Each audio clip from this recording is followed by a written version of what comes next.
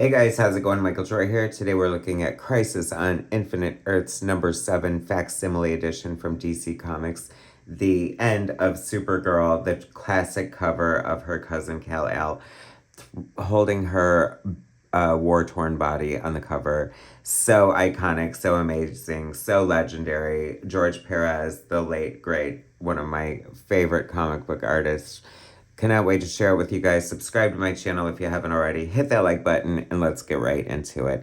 I just love this cover so much. I don't know why DC decided to randomly start facsimile editioning the single issues of Crisis on Infinite Earths, but I am so glad that they did. I love all the facsimile editions that they've been doing.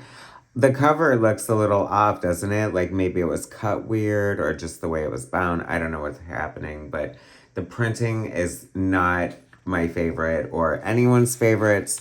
DC is actually doing like the matte paper here, so that is in everyone's favor. Like Marvel is doing their facsimiles on the slick paper, and people are not loving that. I, for one, am loving it. I think that it's all about reprinting the art in the best way possible because depending on what era it was from, comics notoriously had bad printing and lost a lot of details in the art.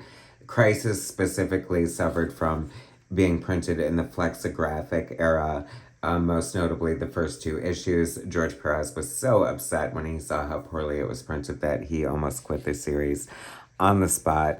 I believe they corrected it to an extent, but this is definitely so much better. So this is all the reason to pick up these issues. It's almost like getting an opportunity to see what they should have looked like first time around. Facsimiles are perfect replicas from cover to cover, except for the aforementioned covers, stock or paper stock, whatever. And of course the price. I mean, I think this was it 75 cents when it came out? No, it had to be like $1.50 or more. But, because I believe the price of comics were 75 cents each. Can you believe it? Look at this gorgeous art. These characters specifically created for Crisis on Infinite Earths, even though they debuted before it, I believe. Like, I think we saw, like, glimpses of them throughout the DC universe. Crisis is arguably one of the best stories ever. The ramifications of which I recently reviewed issue 11. I'm just randomly doing them. I have them pretty much all. Issue 12 has yet to come out. Of course, I will get that. And I'll get to covering them all eventually. But I follow my own schedule. So there. Look at, so George Pérez started out drawing the series and he had a couple of anchors in Dick Giordano and Mike DiCarlo. I hated Mike DiCarlo's inks, no disrespect, but they just looked so distinct and not in a good way. And a little for me with Dick Giordano. I think the art really sang for me when the magical combination of Jerry Ordway. I mean, he is as much an equal partner on this book as Pérez and Wolfman, who wrote it and penciled it. And I don't know how much involved Pérez was in the plotting of this, but I love Supergirl. It's so funny because it reminds me of when I talked to Eric Larson for my channel. He said you get to draw your favorite characters in Marvel and DC. However, the caveat being is that you have to draw whatever that era is at the time. So if it's, Hook, Aquaman, or, 80s headband Supergirl, then that's what you get. And this is what we get. And, arguably one of her most memorable, important stories ever. And she has to have that look. But I love it just the same. It's very Helen Slater. They almost went for that look in the movie. There are pictures that exist of Helen Slater with the headband, and it kind of looks amazing, to be honest with you. Marv Wolfman, writer, editor, George Pérez, Joy Ordway, Dick Giordano, illustrators, John Costanza, letterer, Tom Zucchio, colorist. That is so, George Pérez right there, okay. So, I think Pérez didn't really co-plot the way he did on Titans. There's a lot of moving parts. I mean, arguably, just drawing this is writing it as well. Love seeing the Titans. that was my favorite thing. Like, I came into the DC universe kind of late. I mean, I'm a Wonder Woman fan from forever, but mostly due to the Super Friends and Linda Carter, and it was sort of my gateway to comics. But can't really say that because my brother introduced me to comics pretty, like, as far as my memory goes back.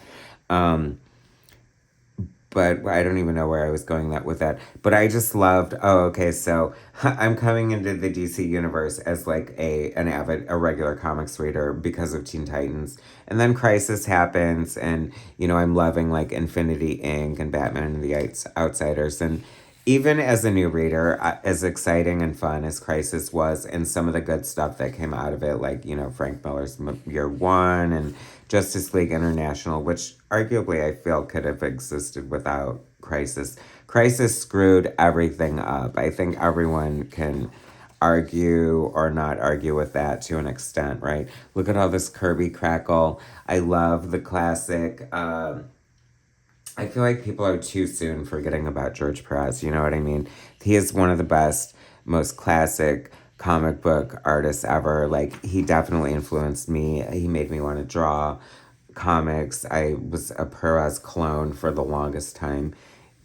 Don't look anything like his art now, but definitely one of the artists I attribute to, teaching me how to draw and stuff I will always have in my wheelhouse because of him that I love so much. Like these long vertical panels. I feel like McFarlane must get that from him as well. I mean, this is definitely some certain hallmarks of Pérez. And it's so funny how, he adopted this Kirby crackle, but he really did make it his own in so many ways.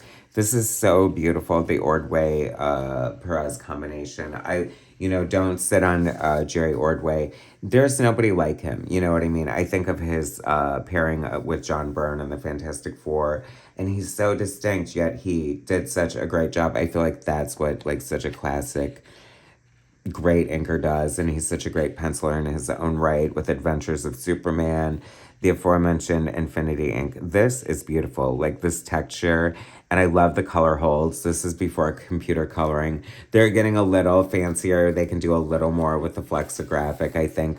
But still, it's so funny because I think that I'm surprised they didn't do this on the Baxter paper, but I think they wanted it to be on the newsstands, obviously, so it's important, and maybe keep the price point down so everyone could read it.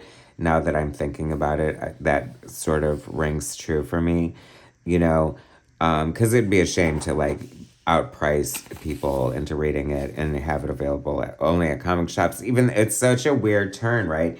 Because the direct market, like, made comics boom, but ultimately killed him in a way because, people don't have access to comics the way they used to when Superman sold 1 million copies. And I feel like that never comes up. Like, would it be, like, is it impossible?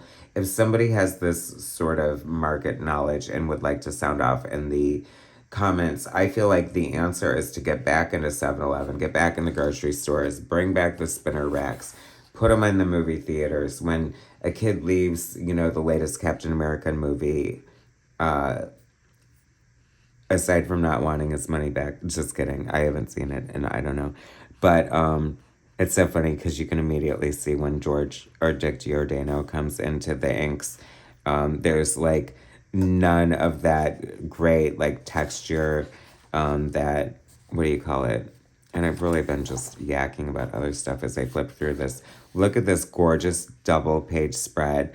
I would have much rather seen that. See, I know, not popular take, and this is and I've discovered, and here's the answer, because especially doing these facsimiles of the older DC stuff that I'm encountering for the first time, I'm loving them. I'm seeing the appeal of Giordano. Did not love it here. Did not love his inks on Pérez, and I don't know if I'm alone, but I just feel like it would have been so much better by Jerry Ordway here. But whatever, I don't know if he had time. This is such an this was a double issue. They were probably facing deadlines. They did not miss deadlines back in the day because they had, like the or the newsstands and all kinds of different things to contend with. That's why they would have villain issues and stuff. And that's why oftentimes on these big issues, like sometimes you'll see it in Marvel annuals, like there'll be, like pinch hitters coming in to help ink and meet those deadlines. Always love the female Dr. Light, such a great character. I mean, I feel like that was a Marv Wolfman creation introduction. I cannot help but love the headbanded Supergirl. See what I mean? The art just sort of maybe, and also because of the lack of consistency. You know what I mean? We've gotten this great art from Pérez and Ordway so far, and then it just looks so different here, and not preferable. But anyway, that's my beef. That's my gripe. The story was still so impactful and like epic and like unbelievable. Like Crisis pulled out all the stops. There was nothing like it at the time. Each issue was a gag, especially towards the end. I mean, it started with a bang and just was a complete thrill ride. There is no way to underscore what an epic achievement this in comics this was. This is like they didn't have maxi series like this, and one that would reset the button of the freaking DC universe for better or worse, like I said. And I mean, how do you guys feel? For better, worse, thumbs up, thumbs down? I don't know. It was like my big heyday for DC, so I love all of it. But just hindsight's kind of 2020, and I just sort of feel like it's sort of just done some damage in a way. This broke my heart, and I remember just like being so like moved by this whole story and just like the ceremony of the Kryptonian burial here, and it was just nobody does it like Wolfman and Pérez, right? Maybe Claremont and Byrne. I don't know. This I loved so much. If not equal to, possibly more than. I was such a huge Batman and the Outsiders fan, and that did include when Batman hit the bricks and the Outsiders went to Hollywood. I loved it. I had the poster on my wall. It was amazing. It had like this photo background. It was so good. Love these facsimiles. Love the superpowers. Oh my gosh, are you guys like dying that McFarlane doesn't have the Mattel or the DC license anymore? I don't know. I didn't get any anyway, but who knows? Where does that leave superpowers? Probably even better. I don't know. What do you think? Anyway, so much fun. I love these facsimiles. I will be doing more of them, so don't you worry. How do you feel? Was Crisis good, bad, ugly, indifferent? Thanks for watching, guys. Look at all these people on this gorgeous cover. Thanks for watching. Subscribe to my channel if you haven't already. Hit that like button. I'll bring you more soon.